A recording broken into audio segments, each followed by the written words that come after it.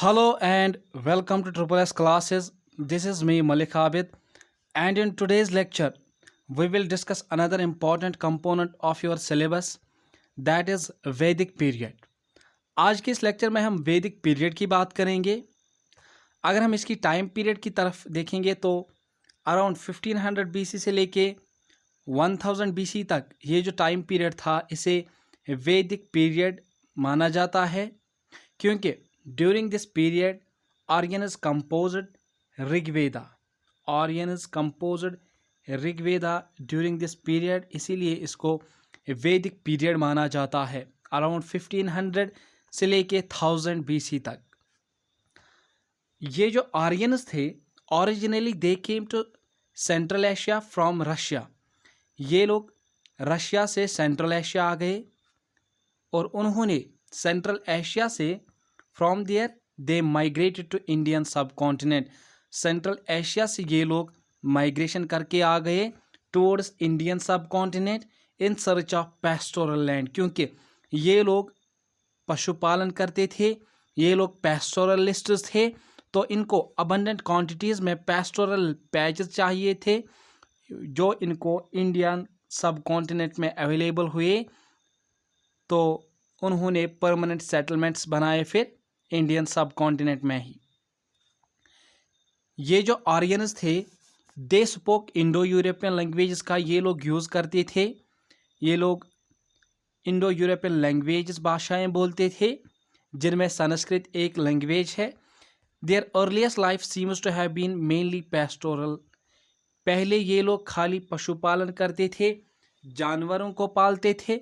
बाद में इन्होंने जब अबंडेंट क्वांटिटीज़ में यहाँ पे फॉरेस्ट पैच पाए, फॉरेस्ट लैंड पाया, तो उसको क्लियर करने के बाद इन्होंने एग्रीकल्चर का भी स्टार्ट करा। ये लोग एग्रीकल्चर में भी इंटरेस्ट लेने लगे। जो इनकी सोसाइटी थी वो ज़्यादातर मेल डोमिनेटेड हुआ करती थी, चाहे वो किंग हो चाहे उसका एडमिनिस्ट्रेशन हो, मेनली मेल डोमिनेशन था एडमिनिस्ट्रेशन में भी, यानी कि मर्दों का चलता था। दे वायर वेल इक्विप्ड, इनके पास सुपीरियर क्वालिटी वेपन्स थे, एक ह्यूज कैवलरी थी, एक बहुत बड़ी आर्मी हुआ करती थी, well organized well trained military इनके पास थी। इनके पास हॉर्सेस थे जिनकी मदद से इन्होंने जो इंडिजीनस ट्राइब्स थे, जो यहाँ के ओरिजिनल रेजिडेंट्स थे इंडियन सब कॉन्टिनेंट में, दास या दास्यूस जिनको कहते हैं, उनको डिफीट करने के बाद इन्होंने परमानेंटली इंडियन सब कॉन्टिनेंट के अंदर ही सेटलमेंट्स बना लिए। उसके बाद बात करेंगे ऋग्वेदा की, on the basis of which कि इस टाइम पीरियड को वैदिक पीरियड क्या कहा जाता है या एज ऑफ ऋग्वेदा कहा जाता है। ऋग्वेदा की बात करें तो अराउंड 1500 बीसी से 1000 बीसी तक ऋग्वेदा कंपोज हुई है। ऋग्वेदा कंपोज हुई है around 1500 BC to 1000 BC. It is a collection of prayers, एक कलेक्शन है प्रेयर्स का, which are offered to Agni, Indra, Mitra and Varuna. Rigveda एक कलेक्शन है प्रेयर्स का which are offered to these gods, Agni, Indra, Mitra and Varuna. Aryans जो थे उन्होंने कंपोज किया ऋग्वेदा को, उन्होंने कंपोज किया वैदिक लिटरेचर को। ऋग्वेदा के 1028 हाइमन्स है जिनको वर्सेस कहा जा सकता है। इन हाइमन्स को सुक्ता बोलते हैं, यानी कि इसमें 1028 सुक्ता है। एंड एक खासियत है कि सारे जो ये हाइमन्स है, सारे जो सुक्त है, वो स्टार्ट होते हैं with the word Om. All the sukta और all the hymns of Rigveda start with the word Om. This is important here.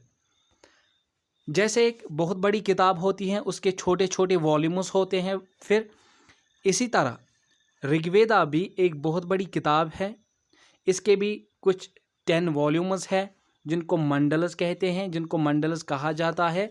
Of जिनमें से मंडल 2 to 7, that is Mandal 2, Mandal 3, volume 3, volume 4, volume 5, volume 6, volume 7 जो है ये पहले कंपोज हुए हैं, पहले अर्लीस्ट कंपोजिशंस है ऋग्वेदा की, एंड बाद में volume first that is mandal first and mandal 10 इसमें लेटर ऑन ऐड कर दिए गए, ऐड हुए हैं, इनका एडिशन लेटर ऑन हुआ है, mandal first and mandal 10। This is important here. एक एंशियंट इरानियन लैंग्वेज में एक एंशियंट टेक्स्ट है जिसको एविस्टा बोलते हैं, जिसमें कुछ चीज़ों का, बहुत से चीज़ों का तज़किरा हुआ होता है, जिसमें बहुत से चीज़ों का तज़किरा हुआ है, एंड ऋग्वेदा में भी सेम चीज़ों का तज़किरा कई बार रिपीटेडली हुआ है। This is important here. आपसे पूछा जा सकता है एग्ज़ाम में एविस्टा के रिगार्डिंग। ये एविस्टा एक इरानियन लैंग्वेज में एक ओल्डेस्ट टेक्स्ट है जिसमें कई बहुत सारे ऐसे चीज़ों का तज़किरा हुआ है जिन चीज़ों का तज़किरा हम ऋग्वेदा में भी पाते हैं, यानी कि जिन चीज़ों का तज़किरा ज़िक्र ऋग्वेदा में हुआ है। मंडल नंबर 3 यानी कि जो तीसरा वॉल्यूम है ऋग्वेदा का, this was composed by Vishwamitra. Vishwamitra ने इसको कंपोज किया था, एंड इसमें ही गायत्री मंत्र है which is dedicated to sun. Mandal number 3 contains Gayatri mantra which was composed by Vishwamitra and it is dedicated to sun. This is another important point here. अगर हम 7th मंडल की बात करें, वॉल्यूम नंबर 7 की बात करें, देयर इज मेंशन ऑफ, इसमें एक लड़ाई का जिक्र हुआ है जिसको बैटल ऑफ 10 किंग्स कहा जाता है, which was fought on the banks of river Parushni के बैंक्स पे ये लड़ाई लड़ी गई है, जिस रिवर परोशनी को मॉडर्न रिवर रावी से तशबिया दिया जाता है, तशबिया किया जाता है। And this battle of 10 Kings was fought between, जो उस टाइम का आर्यंस का रूलिंग क्लास हुआ करता था जिनको बराताज कहते हैं, and 10 chiefs, and between Bharatas and 10 chiefs, जिसमें 5 आर्यन ट्राइब हेड्स थे and 5 non Aryan tribe heads है। इन्हीं के बीच ये बैटल हुआ था on the banks of river Parushni, जिसको बैटल ऑफ 10 किंग्स कहते हैं। और एक इम्पॉर्टेंट पॉइंट है कि विक्ट्री हुई थी बराताज की, यानी कि बराताज ने ये लड़ाई लड़के जीती थी। मंडल फर्स्ट की अगर हम बात करें, इसमें स्टोरी है, इसमें एक कहानी है राजा हरिश्चंद्र की। मंडल नंबर 10 की बात करें, इसमें डिस्क्रिप्शन है, देयर इज डिस्क्रिप्शन ऑफ पुरुष सूक्त, और पुरुष सूक्त से ही वर्ण सिस्टम की थ्योरी मिलती है, वर्ण सिस्टम का वजूद मिलता है, यानी कि जिसमें आते हैं बहुत, जिसमें 4 वर्णस का जिक्र हुआ है, ब्राह्मणास, उसके बाद सॉरी यहाँ पे क्षत्रियास, उसके बाद Vaishyas and Shudras. These are 4 varnas. Varna system का जिक्र मंडल 10 में हुआ है जिसको पुरुष सूक्त बोलते हैं। ब्राह्मणास, अगर हम ब्राह्मणास क्लास की बात करें, इसमें आते हैं, एक तो आते हैं प्रीस्ट्स और इसमें आते हैं scholars. Scholars and priests Brahmanas class में क्लासिफाई होते हैं, कैटेगराइज होते हैं। उसके बाद अगर हम क्षत्रियास की बात करें, क्षत्रियास में आते हैं, एक तो आता है रूलिंग क्लास जिसमें एडमिनिस्ट्रेटर्स आते हैं, and warrior class and warriors, these are categorized as Kshatriyas. उसके बाद अगर हम वैश्यास की बात करें, वैश्यास में एक तो पीजेंट्स आते हैं, किसान आते हैं, और इसमें आते हैं merchants. Merchant class and peasant class combinedly form Vaishya, जो वैश्य का वर्ण है। उसके बाद शूद्रास की बात करेंगे, लीस्ट जिसको लोवेस्ट क्लास माना जाता है वो है शूद्रास का। और शूद्रास में कौन कौन आते हैं, एक तो आते हैं लेबरर्स, एंड इसमें आते हैं, शूद्रास में आते हैं सर्विस प्रोवाइडर्स, नौकर चाकर भी इसी शूद्र क्लास में क्लासिफाई किए जाते हैं। आगे जाके अगर हम डिस्कस करें रिवर्स की, कौन कौन से रिवर्स का जिक्र हुआ है ऋग्वेदा में, तो कई सारे अफगानिस्तान के रिवर्स हैं जिनका जिक्र हुआ है, जिनमें रिवर कूबा आता है, रिवर कूबा का मेंशन हुआ है ऋग्वेदा में। उसके बाद रिवर इंडस, और उसकी जो 5 ट्राइब्यूटरीज है, उसकी जो 5 ब्रांचेस है, that is Jhelum, Chenab, Ravi, Beas and Sutlej. In 5 rivers and including river Indus and Afghanistan का कूबा रिवर, अफगानिस्तान के कई सारे रिवर्स और भी हैं, इनका जिक्र ऋग्वेदा में पाया जाता है, इनका जिक्र ऋग्वेदा में हुआ है। सिंधु रिवर रिपीटेडली मेंशन है, इसका भी जिक्र हुआ है रिवर सिंधु का ऋग्वेदा में। रिवर सरस्वती का जिक्र हुआ है एंड ऋग्वेदा में इसको नदीत्मा कहा गया है, या नदीत्मा यानी कि बेस्ट ऑफ द रिवर्स, यानी कि सबसे अच्छा रिवर रिवर सरस्वती को कहा गया है ऋग्वेदा में। एंड टुडे गग्गर हाकरा चैनल जो कि हरियाणा एंड राजस्थान से होके गुजरती है, इसको मुशाबहत की जाती है रिवर सरस्वती को माना जाता है टुडेज गग्गर हाकरा चैनल, जो कि which flows through Haryana and Rajasthan से होके जाके गुजरती है। उसके बाद अगर हम इनकी सोशल कंडीशंस को देखेंगे, यानी कि किस टाइप का इनका समाज हुआ करता था, तो at the end of Rigvedic period, जैसे ही ऋग्वेदिक पीरियड खत्म होने को था, वर्ण सिस्टम इवॉल्व्ड, वर्ण सिस्टम का वजूद हुआ, वर्ण सिस्टम वजूद में आया। एंड ये जो वर्ण सिस्टम था, यानी कि क्लासेस का क्लासिफिकेशन ऑफ मेंबर्स जो था, जिसको वर्ण सिस्टम बोलते हैं, this was based on work, this was based on work. अगर कोई प्रीस्ट है उसको ब्राह्मणास क्लासिफाई करेंगे, अगर कोई लेबर है उसको शूद्रास क्लास में कैटेगराइज करेंगे। यानी कि जो कि वर्ण सिस्टम है, एक पर्टिकुलर वर्ण सिस्टम है, this was based on work and not on birth. यानी कि अगर कोई प्रीस्ट है उसका बेटा हमेशा ब्राह्मणास क्लास में ही नहीं रहेगा, अगर वो मर्चेंट बने, अगर वो ट्रेडर बनेगा तो वो वैश्यास क्लास में क्लासिफाई कैटेगराइज होगा। अगर हम वोमन की बात करें, पहले woman wire not given any kind of right, they wire not respected at all. And अभी अगर हम ऋग्वेदिक पीरियड की बात करें, वोमेन वायर रेस्पेक्टेबल, इनको इज्जत दिया गया, प्रॉपर्टी राइट्स मिले वोमेन को, एंड राइट टू एजुकेशन, यानी कि अब औरतें भी, अब लड़कियां भी लिख पढ़ सकती थी। मेल डोमिनेटेड सोसाइटी थी इनकी, ऋग्वेदिक पीरियड में मेल डोमिनेटेड सोसाइटी हुआ करती थी। एवल फ्री सोसाइटी इसको कहा जाता है क्योंकि इस पीरियड में, ऋग्वेदिक पीरियड में, no child marriage was there, यानी कि बच्चों की ही शादी, छोटी उम्र की ही लड़कियों को या बच्चों को शादी करना, no child marriage was there. No sati, यानी कि अगर कोई विडो है उसको खुद को सेक्रीफाइस करना पड़ेगा, no sati, this system was not there. No idol worship, यानी कि ये लोग मूर्तियों की पूजा नहीं करते थे, अनटचेबिलिटी का कॉन्सेप्ट ही नहीं था। ये सोशल कंडीशन थी, ये समाज था इनका, which was based on work, यानी कि वर्ण सिस्टम जो था उस टाइम का, this was based on birth. ये आप इंपॉर्टेंट याद रखेंगे, इंपॉर्टेंट पॉइंट है, दिस वाज वर्ण system was based on work not on birth. उसके बाद अगर हम इनकी इकोनॉमिक कंडीशन की, माली हालात को देखेंगे, मिक्सड इकॉनमी इनकी थी, ये लोग पैस्टोरलिस्ट्स भी थे, ये लोग मवेशियों का पशुपालन करते थे एंड एग्रीकल्चर भी प्रैक्टिस करते थे, ये लोग खेती बाड़ी भी करते थे, ये लोग हल चलाना भी जानते थे। खाली ऋग्वेदिक पीरियड में only 2 crops were cultivated, wheat and barley ये लोग प्रोड्यूस करते थे। Economy was mainly centred around cow, जो इनकी इकोनॉमी थी, ये जो ट्रेड करते थे वो करते थे काउ का, गाय का ये लोग काफ़ी ज़्यादा इस्तेमाल करते थे, चाहे वो ट्रेड हो, चाहे वो कोई गिफ्ट हो, चाहे वो कोई एक्सचेंज हो, this was through bye means of cow. Medium of exchange इनका था काउ, यानी कि कोई भी ट्रेड करना हो, कोई भी प्रेजेंट गिफ्ट देना हो किसी को, वो था इन टर्म्स ऑफ काउ, ये लोग किसी को काउ गिफ्ट करते थे। यूनिट ऑफ डिस्टेंस, अगर हम आज की बात करें तो जैसे किलोमीटर, मीटर यूज़ होते हैं एज यूनिट्स ऑफ डिस्टेंस, उस टाइम पे गावयुति यूज़ होता था एज यूनिट ऑफ डिस्टेंस।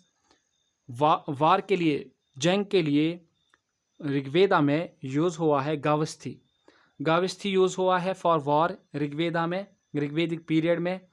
जो उस टाइम पे एक अमीर इंसान जिसे कहते हैं, एक रिचेस्ट पर्सन, रिचेस्ट मैन को ये लोग गोमत बोलते थे। किंग यानी कि बादशाह, एक ट्राइब का, एक पर्टिकुलर ट्राइब का जो बादशाह हुआ करता था उसको गोपति कहा जाता था। गोल्ड का जिक्र हुआ है ऋग्वेदा में। एंड गोल्ड का जिक्र इस टाइप से हुआ है कि निशका यूज़ हुआ है गोल्ड के लिए एंड सतमन यूज़ हुआ है सिल्वर के लिए। गोल्ड के लिए यूज़ हुआ है nishka and for silver shatamana. Aryans did not live in cities, ये आप इंपॉर्टेंट याद रखेंगे।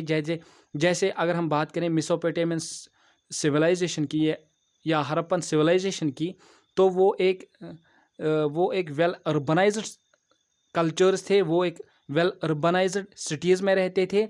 लेकिन अगर हम आर्यंस को देखेंगे तो ये लोग रूरल थे, क्योंकि ये लोग एक तो पेस्टोरल थे एंड ये लोग एग्रीकल्चर खेती बाड़ी करते थे, ये लोग हल चलाना भी जानते थे। तो ये लोग मोस्टली रूरल एरियाज़ में ही सेटल्ड थे अलॉन्ग रिवर बैंक्स। अगर हम पॉलिटिकल कंडीशन की बात करें, किस टाइप की पॉलिटी थी इनके समाज में, फैमिली के लिए जो basic unit of family use हुआ है वो है कुल्ला ऋग्वेदा में, यानी कि उस टाइम पे कुल्ला यूज़ होता था term for family. Family head उसको कुलपति या दुमपति कहा जाता था। मिलिट्री के लिए ये लोग टर्म यूज़ करते थे ग्राम मिलिट्री को कहा जाता था। और जो that officer who enjoyed authority और पैस्चर्स, क्योंकि ये लोग जानवरों का पशुपालन करते थे, तो उसके लिए एक ऑफिसर मंतखब करते थे। एक पैस्चर के लिए एक पर्टिकुलर ऑफिसर को मंतखब किया जाता था, जिसे व्रजापति कहा जाता था। हेड ऑफ ए ट्राइब को ये लोग जन कहते हैं। उस टाइम पे ऋग्वेदा में ट्राइब के लिए वर्ड हुआ है use jana, and head of tribe was called जनपति।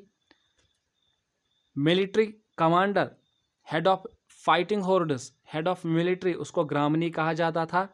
3 types की असेंबलीज थी ऋग्वेदिक पीरियड में, सभा, समिति, विदात। सभा यूज होता था, ये जो असेंबली थी सभा, this was assembly of elders, इसमें ये बुजुर्गों की असेंबली थी। इनका काम था लॉ एंड ऑर्डर बनाए रखना, लॉ एंड ऑर्डर को मेंटेन करना। उसके बाद दूसरी टाइप की जो असेंबली थी वो थी समिति, this was just like election commission. इनका काम था टू इलेक्ट द किंग, बादशाह चुनना किसका काम था, समिति का। उसके बाद विदात की बात करेंगे तो ये लोग क्या करते, जैसे ही कोई जंग करते थे, कोई बैटल करते थे, लड़ाई करते थे, तो वहाँ से जो कुछ भी वेल्थ ये लोग हासिल करते थे, उसका रिडिस्ट्रीब्यूशन कौन करता था, विदात। असेंबली जो थी विदात, ये इनका काम था रिडिस्ट्रीब्यूशन ऑफ वेल्थ। ये आप याद रखेंगे, फिर से मैं ये रिपीट करूँगा। There were 3 types of assemblies, Sabha, Samiti, Vidatha. Sabha assembly of elders for law and order को मेंटेन करना। समिति इलेक्शन कमीशन का काम करती थी टू इलेक्ट द किंग। उसके बाद विदत, ये इनका काम था redistribution of wealth. Redistribution of wealth किसका काम था, विदात का। Initially Rigvedic period was Republican system and gradually it turned into monarchy. पहले ये रिपब्लिकन सिस्टम हुआ करता था, यानी कि पहले सबका बराबरी का हिस्सा होता था, सबको बराबरी की तरजीह दी जाती थी। बाद में ये टर्न हुआ एज मोनार्की, यानी कि अब कोई रूलिंग क्लास बन गया तो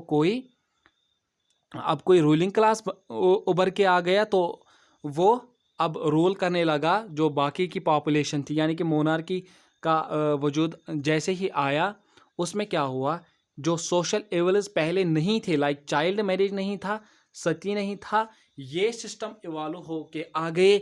these evils like child marriage, sati, these began to be practised. जैसे ही this society changed into a monarchy, the whole region, जो ये सारा का सारा इंडियन सब कॉन्टिनेंट का रीजन है, जहाँ पे आर्यंस पहली बार सेटल्ड हुए, जहाँ पे ये लोग पहली बार बस गए इंडियन सब कॉन्टिनेंट में, उसको लैंड ऑफ 7 रिवर्स कहा जाता है। क्योंकि ये जो आर्यंस के फर्स्ट सेटलमेंट्स थे, these were along river banks of Indus.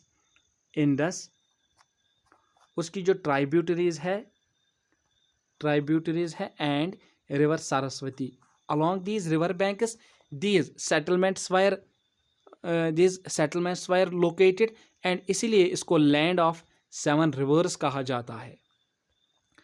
उसके बाद जैसे ही ये लोग इंडियन सब कॉन्टिनेंट में आ गए, तो इनको कन्फ्लिक्ट हुआ, इनकी लड़ाई हुई विद दासाज एंड दासचूज, जो कि यहाँ के इंडिजीनस इनहेबिटेंट्स थे, इंडियन सब कॉन्टिनेंट में पहले से ही रिजाइड रह रहे थे।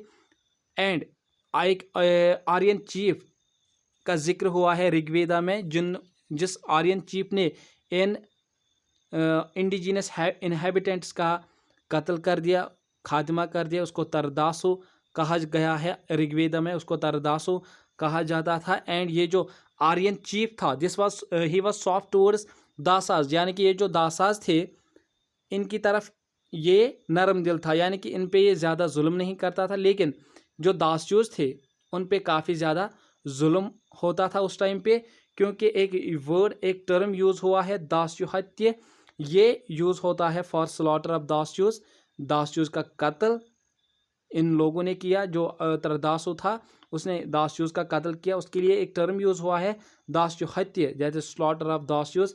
And this is repeatedly mentioned in Rigveda, इसका रिपीटेडली मेंशन हुआ है, जिक्र हुआ है ऋग्वेदा में।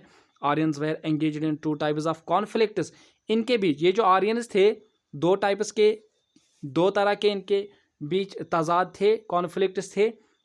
एक तो ये लोग जो इंडिजिनस इनहेबिटेंट्स थे इंडियन सब कॉन्टिनेंट में, लाइक दासाज दासचूज, एक तो ये इनके साथ लड़ते थे, एंड दूसरा ये लोग आपस में भी लड़ते थे फॉर पावर गेन करने के लिए ये लोग आपस में लड़ते थे।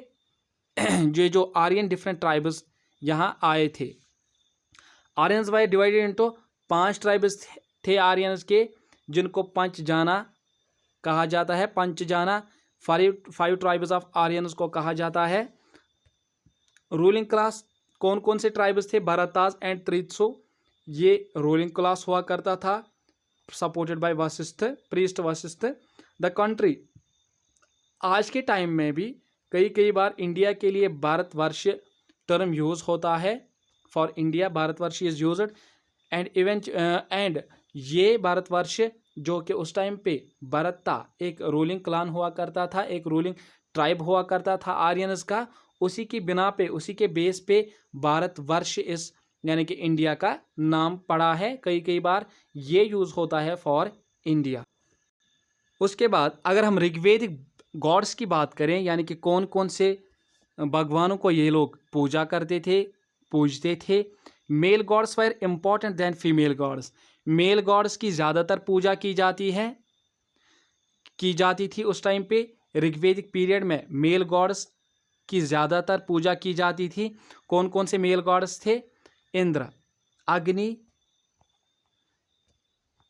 अग्नि, वरुण एंड सोमा, ये जो चार मेल गॉड्स थे, these were mostly worshipped. Indra की बात करें, most important divinity in Rigveda, इसको पुरंदार भी कहा जाता है, पुरंदार भी इसका मेंशन हुआ है ऋग्वेदा में, that is breaker of forts. Nearly 250 हाइमन्स जो कि ऋग्वेदा में है, 250 नियरली 250 हाइमन्स जिनको सुक्ता बोलते हैं, these are devoted to Indra. उसके बाद अग्नि की बात करें, जिसे फायर गॉड कहते हैं, यानी कि पहले ये लोग क्या करते थे, फायर गॉड, ये जो अग्नि था यानी कि ये लोग आग जलाते थे, फिर उससे धुआं उठता था। ये इन लोगों का ये मानना था कि ये जो धुआं उठता है ये इनको कनेक्ट कर रहा है विद देयर गॉड। अग्नि दूसरे नंबर पे था। एंड लगभग कुल मिला के 200 हाइमन्स और डिवोटेड टू अग्नि, just like 250 hymens or sukta are devoted to Indra, like 200 hymens are devoted to Agni। उसके बाद तीसरा गॉड जो था जिसकी पूजा करते थे ये लोग, वो था वरुण, हु पर्सोनिफाइड वाटर। उसके बाद व्हाट हैपेंड, इनका अकीदा ये था, इनका ये मानना था कि जो कुछ भी दुनिया में हो रहा था उस टाइम पे, this was reflection of his desires. ये वरुण जो गॉड था उसकी इच्छाओं की वजह से सब कुछ हो रहा था दुनिया में। उसके बाद फोर्थ गॉड जिसकी ये वर्शिप पूजा करते थे वो है Soma. This is considered to be god of plants and intoxicating drink के लिए भी ये यूज होता था Soma. This were 4 gods, 4 male gods that were worshipped. कौन कौन? Indra, Agni, Varuna and Soma. Female deity 2, Aditi and Usha, इनकी ये लोग पूजा करते थे। who represented appearance of dawn, who represented appearance of dawn। उसके लिए दो फीमेल गॉड्स का यूज करते थे, Aditya and Usha, for the appearance of dawn. This was all about, आज के इस लेक्चर में जो हमने डिस्कस किया, this was all about Vedic period को हमने फुल्ली डिस्कस किया। आई होप कोई भी क्वेश्चन आपके एग्जाम में आएगा इस पोर्शन से, एक सेक्शन से, आई होप आप वो अच्छे से कर पाएंगे, क्योंकि बिट बाय बिट सभी पॉइंट्स मैंने क्लियरली आपको अंडरस्टैंड करवा लिए। एंड आई होप आप एग्ज़ाम में कोई भी क्वेश्चन आएगा आपके एग्ज़ाम में, आप वो अच्छे से कर लेंगे। Thank you.